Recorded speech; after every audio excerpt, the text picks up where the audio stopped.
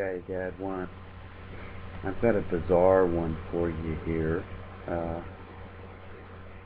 I've been doing a lot of research on different things, this and that, and looking at some of the stuff on the blood moons. I've come across the story about in the 1850s and on through up to the late 1800s, even almost up into the 1900s. There was several instances of blood raining from the sky, and along with it, flesh as well. Not just blood, but flesh and blood. Here's one of these here. This is this is 1851. Weird nature. In Simpson County, North Carolina, witnesses reported that a piece of flesh, liver, brains, and blood rained down from the sky over an area that was roughly 30 feet wide and 250 yards long. Okay, later on that same year, in July, there was a story. Troops stationed in the Army post near San Francisco reported that afternoon being pelted with spatters of blood and pieces of meat that were apparently beef. The blood and meat fell from a cloudless sky and ranged in the size of a pigeon's egg to that of an orange. Several pieces of meat were given to the post surgeon, and he described some of the slices as being slightly spoiled, as if they had been left out in the sun too long. And nothing more for that year on this page. Now here, and I'll leave links for all this stuff for these that in July 1841, enslaved workers in a field in Wisconsin County, Tennessee, reported that just before noon, a small red cloud suddenly appeared in an otherwise clear sky. From the cloud fell a shower of blood, muscular fiber, and adipose matter. In the words of a local physician, W.P. Sale, who examined it at the site and closed some samples, Sale wrote to a professor of chemistry at the University of Nashville, "The particles I send you I gathered with my own hands. The extent of surface over which is spread, and the regular manner it exhibited with some green tobacco leaves, leave very little or no doubt of its having fallen like a shower of rain. I have sent that with what I think to be a drop of blood, and other particles composed of muscle and fat, although the proportions of the shower appear to be much larger quantity of blood than of other properties." And it continues on. Another physician, G.W. Bassett of Virginia, recounted this event in the spring of 1850 in a letter to a colleague. "About 4 p.m. yesterday, being Good Friday, a small cloud passed over Mr. Chas. H. Clark and several of my servants. A few spaces from the south bank of the Pamunkey River in the lower end of Hanover County, Virginia, on the east called Farmington, and discharged around the party over the surface of something less than a rod of ground. various pieces of flesh and liver, too well defined in each sort to allow any mistake in their character. I gathered this morning from the spot, from 4 to 6 ounces, disturbed over above-mentioned surface, the piece picked up at the remotest point in a line from northwest to southwest, about 25 paces from each other.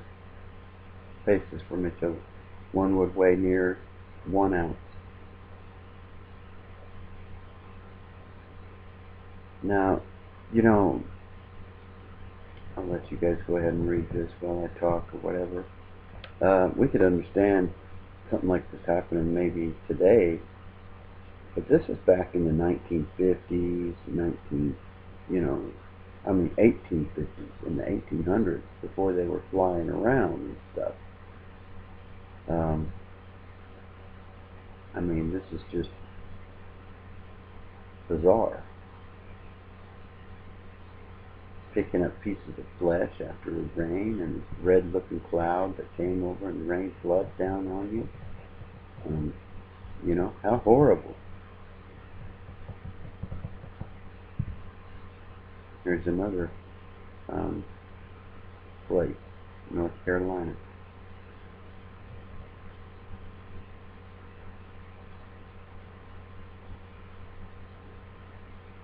What a trip, huh?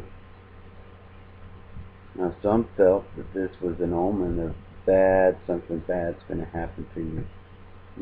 Something bad's coming.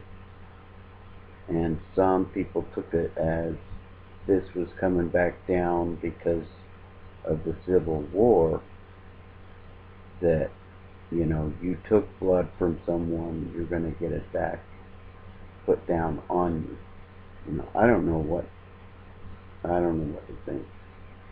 But there's several newspapers that publish these things, but I would have to go on there and put in a free trial, which it would take a credit card number and my debit card number, and I'm not willing to do that. Now, you guys can go ahead and feel free. You can look this stuff up online and go check out these articles and read them for yourselves.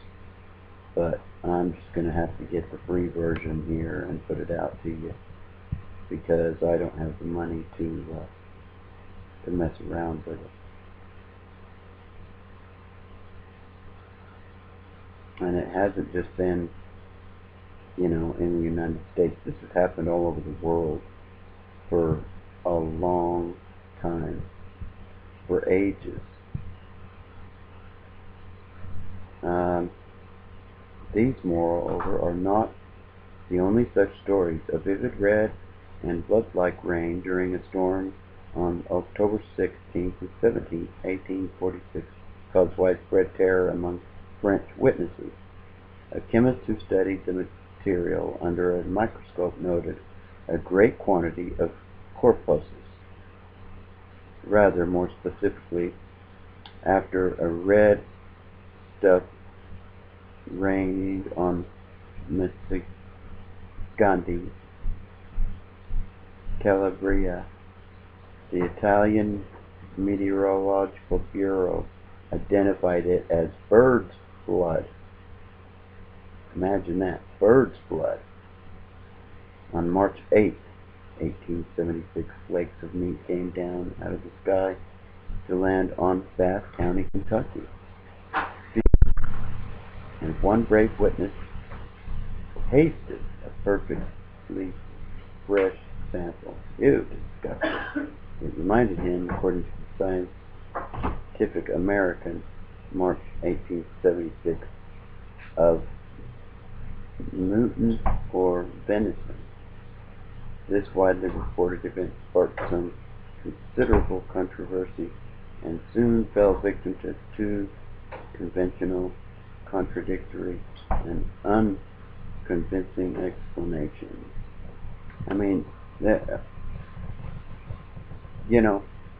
They didn't have planes back then. People were saying buzzards were puking, all kinds of stuff that said it had happened. And here's one in the 20th century. A rare 20th century instance was recorded in Sao Paulo, Brazil newspaper on August 30th, 1968, describing a meat and blood shower on two small towns between San Pablo and Rio de Janeiro, according to a tear statement from a law enforcement officer. The pieces of flesh were found lying a distance of half a meter apart. Their size varied between lengths of 5 centimeters to 20 centimeters. The meat was of a spongy texture and violet in color, and was accompanied by drops of blood. The sky at the time was quite clear. No aircraft had been seen just prior to, during, or after the event, nor were there any birds in the sky. On 25th July to 23rd September 2001, the rain flood phenomenon occurred in Korea. See, this stuff kept on happening, and the most recent is in 2012.